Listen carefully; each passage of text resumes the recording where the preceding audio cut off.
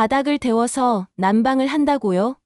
말도 안 되는 소리죠. 저는 독일 최고의 친환경 건축가로서 단언할 수 있어요. 온기는 위에서 아래로 내려오는 게 과학적 원리니까요. 한국의 그 무슨 온돌이라는 거 시간 낭비일 뿐이에요. 독일 프라이부르크 최고의 친환경 건축 사무실에서 미모의 건축가가 한국 온돌 시스템에 대해 강력하게 비판을 하고 있습니다. 과연 여기에서는 무슨 일이 일어났던 걸까요? 오늘의 사연 들어보겠습니다. 이야기 시작 전 구독과 알림 설정을 해주시면 앞으로의 재미있고 감동적인 해외 사연을 놓치지 않고 보실 수 있습니다. 여러분의 관심이 저희 채널에 큰 힘이 됩니다.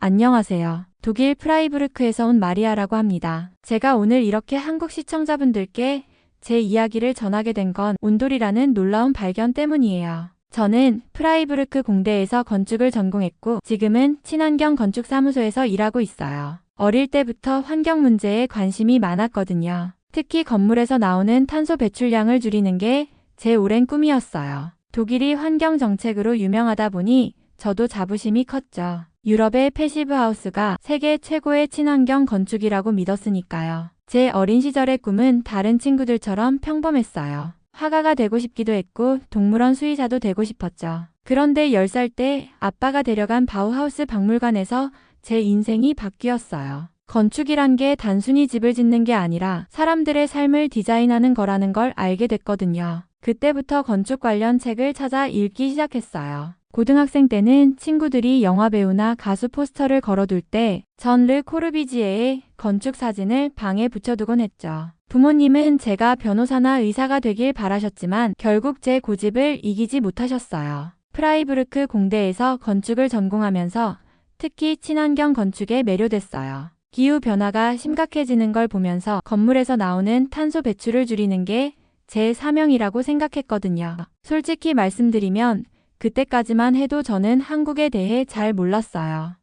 K-팝이나 드라마가 유명하다는 건 알았지만 그저 아시아의 어느 나라 정도로만 생각했죠. 특히 건축 분야에서는 더더욱 관심이 없었어요. 유럽과 미국의 건축만 연구하면 된다고 생각했으니까요. 그래서 처음 한국 건축회사와 협업한다는 얘기를 들었을 때도 별로 기대하지 않았어요. 아마 우리의 기술을 배우러 오는 거겠지. 이런 건방진 생각을 했던 게 지금도 부끄러워요. 하지만 민준 씨를 만나고 온도를 알게 되면서 제 편견이 얼마나 잘못됐는지 깨닫게 됐죠. 하지만 그건 제 오만이었던 것 같아요. 작년 겨울 우연히 한국의 온도를 알게 되면서 제 생각이 완전히 바뀌었거든요. 사실 그전까지는 바닥 난방이라는 개념 자체를 믿지 않았어요. 유럽에서는 공기를 데우는 게 당연했으니까요. 바닥을 따뜻하게 하면 에너지가 더 많이 낭비될 거라고만 생각했죠. 제가 일하는 사무소가 한국의 건축회사와 협업하게 되면서 모든 게 달라졌어요. 처음에는 그저 형식적인 교류라고 생각했는데 한국팀이 보내온 자료들을 보면서 눈이 휘둥그레졌어요. 2000년이나 된 난방 기술이라는 게 믿기지 않았거든요. 특히 온돌의 열 효율과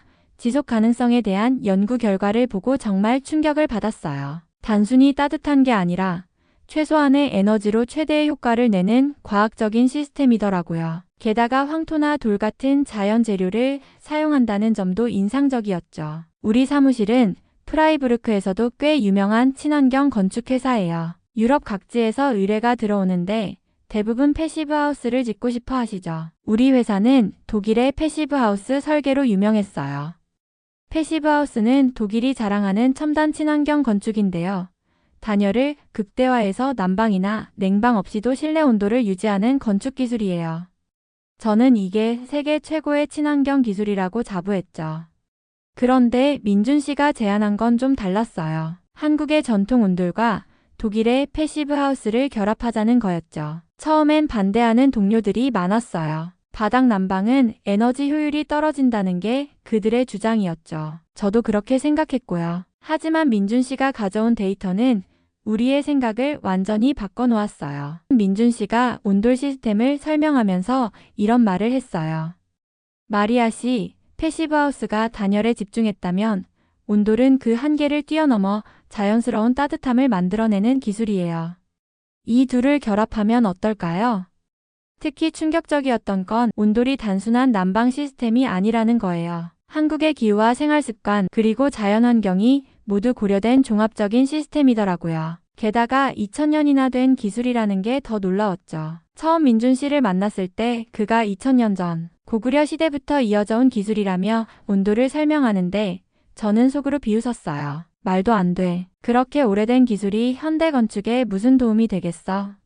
하고요. 민준 씨는 제 표정을 읽었는지 미소를 지으며 말했죠. 마리아 씨, 온돌은 단순한 옛날 기술이 아닙니다. 고구려 구분 벽화에도 나올 만큼 오래됐지만 지금도 한국인의 일상에서 살아 숨쉬는 기술이에요. 효율성으로 따지면 현대의 어떤 난방 시스템보다 뛰어나죠. 그때는 그의 말을 반신반의했어요. 하지만 지금 생각하면 그건 제 무지에서 비롯된 오만이었던 거죠. 결국 우리는 시범 프로젝트를 시작하기로 했어요. 프라이부르크 교외에 있는 노인복지주택이었는데 기존 난방 시스템을 온돌로 교체하는 거였죠. 솔직히 말씀드리면 처음엔 불안했어요. 이게 정말 잘 될까 하는 걱정도 들었고요. 공사가 시작되고 나서도 우여곡절이 많았어요. 독일 기술자들은 온돌 시공 경험이 전혀 없었거든요. 다행히 민준 씨가 한국에서 전문가들을 데려와 주셔서 무사히 진행할 수 있었죠. 그들의 꼼꼼한 일처리를 보면서 또 한 번 감탄했답니다. 프라이부르크의 겨울은 정말 춥고 길어요. 보통 11월부터 3월까지는 영하의 날씨가 계속되죠. 특히 작년 겨울은 유난히 추웠는데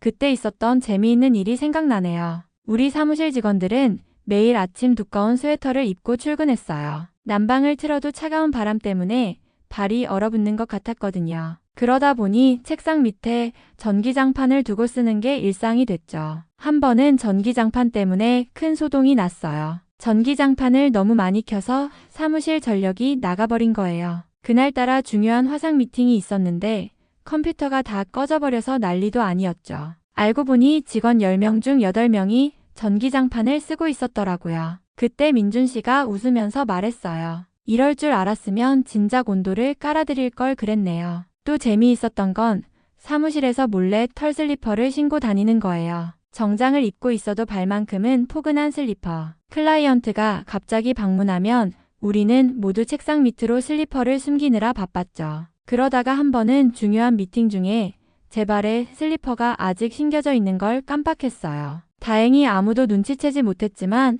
식은땀이 났답니다. 이런 추위 때문이었을까요? 온돌 시범 프로젝트를 시작하자마자 우리 직원들이 제일 먼저 한 일은 맨발로 바닥을 만져보는 거였어요. 차가운 바닥이 따뜻해지는 걸 보면서 다들 어린 아이처럼 들떠 있었죠. 노인복지주택에 온돌이 설치되고 나서 놀라운 변화가 시작됐어요. 제일 먼저 달라진 건 에너지 사용량이었죠. 겨울철 난방비가 60%나 줄어든 거예요. 처음엔 계측기가 고장난 줄 알았다니까요. 하지만 더 감동적인 건 어르신들의 반응이었어요. 특히 관절염이 있으신 할머니 한 분이 잊지 못할 말씀을 해주셨죠. 마리아, 이제 아침에 일어날 때마다 천국에 있는 것 같아요. 바닥이 이렇게 따뜻하니까 무릎 통증도 덜하고 잠도 잘 자요. 입소문이 나면서 다른 복지시설에서도 문의가 오기 시작했어요. 심지어 스위스의 한 호텔에서도 연락이 왔죠. 온도를 체험하기 위해 일부러 우리 복지주택을 방문하는 건축가들도 생겼고요. 재미있는 건 어르신들의 생활 패턴도 바뀐 거예요.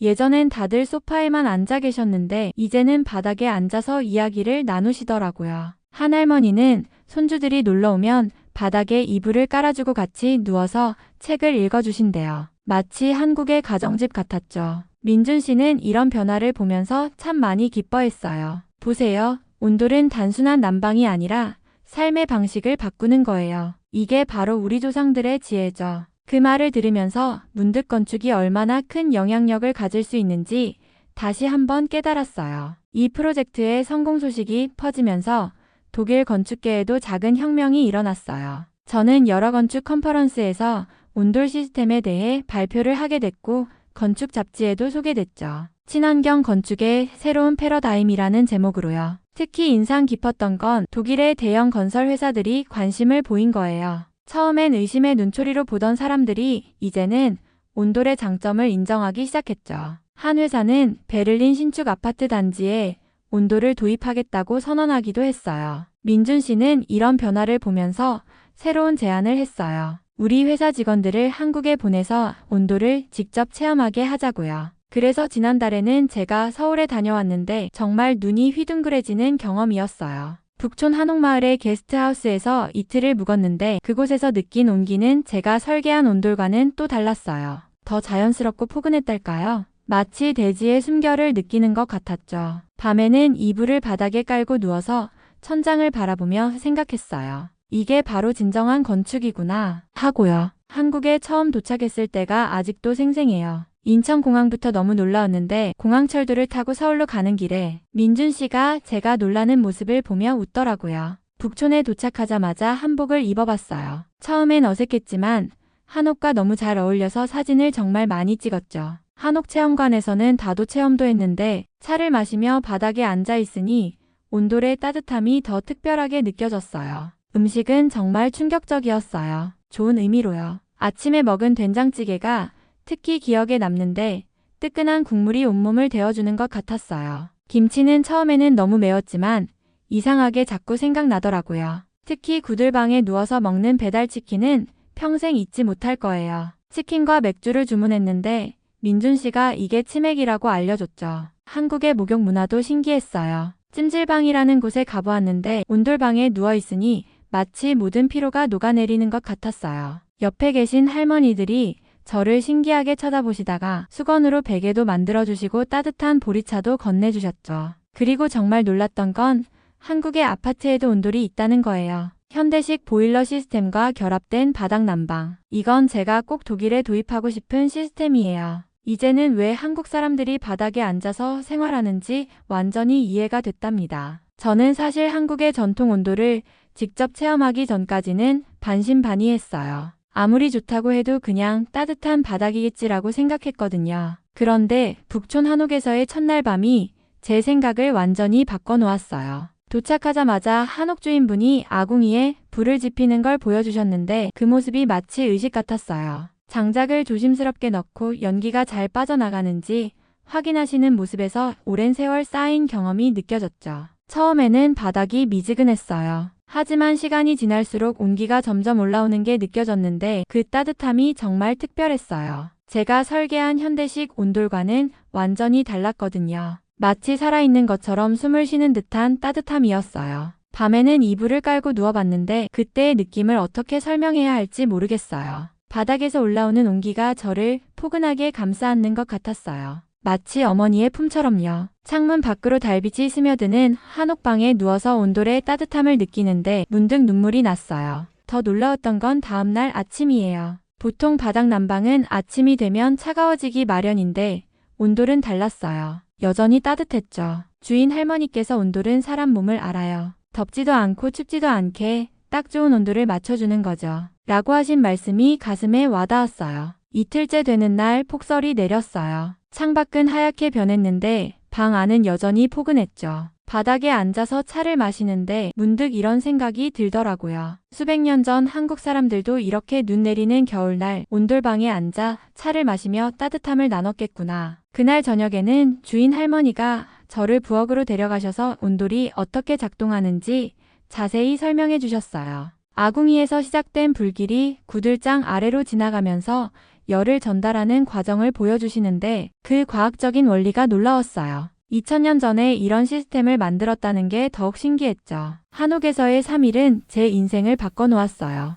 단순히 난방 기술을 배운 게 아니라 따뜻함이 가진 진정한 의미를 깨달은 거죠. 온돌은 그냥 바닥을 데우는 게 아니에요. 그것은 사람과 자연이 조화롭게 공존하는 방법이고 삶의 지혜를 담은 문화유산이에요. 지금은 이 프로젝트가 제 인생의 가장 큰 도전이 되었어요. 저희 팀은 한국의 전통 온돌을 현대화해서 독일의 건축 환경에 맞게 재해석하는 작업을 하고 있거든요. 가장 중요한 건 전통 온돌의 장점은 살리면서 현대 기술과 어떻게 접목할지예요. 예를 들어 구들장 대신 특수 세라믹 소재를 사용하고 장작 대신 태양열 에너지를 활용하는 방식으로요. 특히 독일의 패시브 하우스 기술과 온돌을 결합하는 게 핵심이에요. 민준 씨와 함께 개발 중인 스마트 온돌 시스템은 정말 혁신적이에요. 인공지능으로 실내 온도를 제어하고 스마트폰으로 방별 온도를 조절할 수 있게 만들었죠. 또 태양광 패널과 연결해서 에너지 효율을 최대화했어요.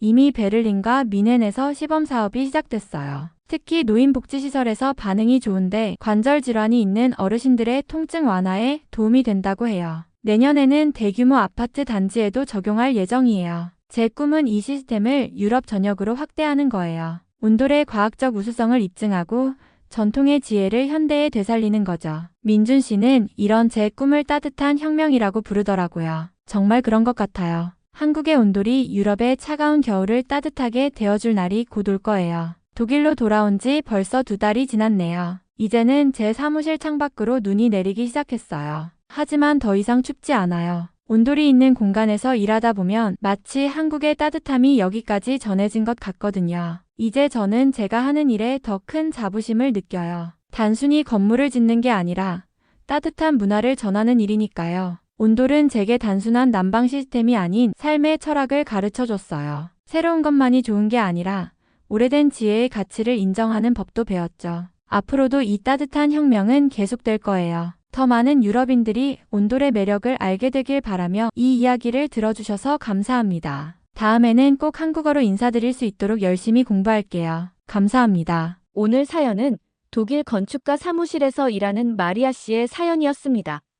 마리아 씨는 처음 한국의 온돌 시스템을 보고 얼마나 효과가 있을까 의심했지만 직접 경험을 해보고 한국의 온돌에 감탄을 했다고 하네요. 유럽의 차가운 겨울이 한국의 온돌로 따뜻하게 보낼 수 있게 되길 바라봅니다. 여러분들도 온돌에 대한 특별한 경험이 있으시다면 댓글로 공유해주세요. 감동 포켓은 앞으로도 세계 각지에서 전해오는 따뜻하고 감동적인 한국 이야기들을 계속 소개해드리도록 하겠습니다. 구독과 좋아요를 눌러주시면 더 좋은 사연으로 찾아뵙겠습니다. 오늘도 시청해주셔서 감사합니다. 행복한 하루 보내세요.